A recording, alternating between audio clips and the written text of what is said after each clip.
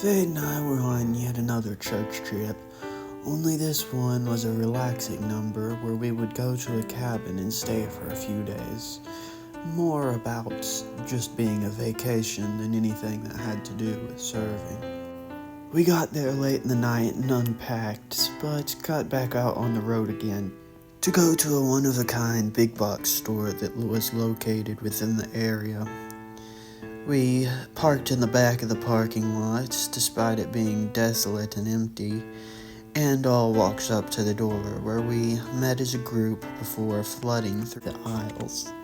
They and I stayed together for a little bit, but got separated.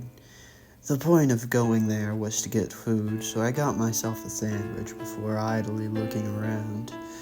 I found a technology section that I quite liked. All the things there were outdated, like old MP3 players, box TVs, and outdated laptops and such. But I found a Game Boy there that I could play through the package. I was closely looking at something else when Future walked by and said that they were leaving. I finished reading what I was before lightly jogging towards the door. The whole group was up there, so we only had to wait a few moments for a couple people to check out at the old yellowed registers before we all left together. Outside, the weather had deteriorated. There was heavy wind, and it was even raining by this point. I put my hand in the pocket of my coat and began walking quickly towards the bus while everybody else ran, and a few people waited at the awning.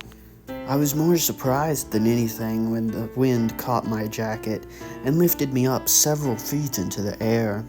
I was flying around uncontrollably in the harsh wind. All I really had to do was take my hands out of my pockets and I would have been fine. But in all the action, I forgot about that until Fade told me to from the ground.